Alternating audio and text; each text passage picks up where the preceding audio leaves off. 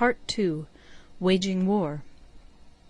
Sun Tzu said, "In the operations of war, where there are in the field 1,000 swift chariots, as many heavy chariots, and 100,000 mail-clad soldiers, with provisions enough to carry them 1,000 li, the expenditure at home and at the front, including entertainment of guests, small items such as glue and paint, and sums spent on chariots and armour, will reach the total of 1,000 ounces of silver per day.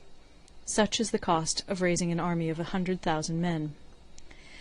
When you engage in actual fighting, if victory is long in coming, then men's weapons will grow dull and their ardour will be damped. If you lay siege to a town, you will exhaust your strength.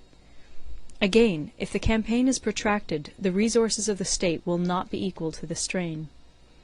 Now, when your weapons are dulled, your ardour damped, your strength exhausted, and your treasure spent, other chieftains will spring up to take advantage of your extremity.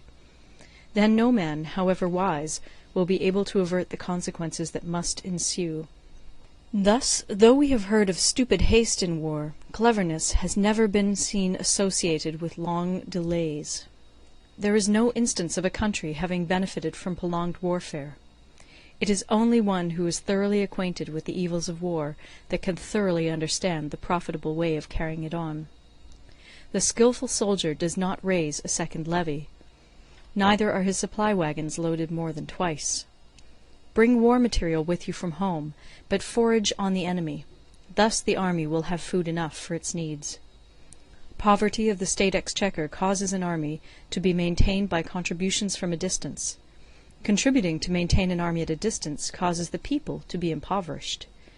On the other hand, the proximity of an army causes prices to go up, and high prices cause the people's substance to be drained away. When their substance is drained away, the peasantry will be afflicted by heavy exactions. With this loss of substance and exhaustion of strength, the homes of the people will be stripped bare, and 3/10 of their income will be dissipated, while government expenses for broken chariots, worn-out horses, breastplates and helmets, bows and arrows, spears and shields, protective mantles, draught oxen, and heavy wagons will amount to 4/10 of its total revenue. Hence a wise general makes a point of foraging on the enemy. 1 cartload of the enemy's provisions is equivalent to 20 of one's own, and likewise a single picul of his provender is equivalent to 20 from one's own store.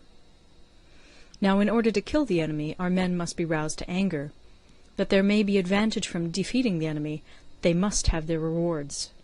Therefore in chariot fighting, when 10 or more chariots have been taken, those should be rewarded who took the first. Our own flags should be substituted for those of the enemy, and their chariots mingled and used in conjunction with ours. The captured soldiers should be kindly treated and kept.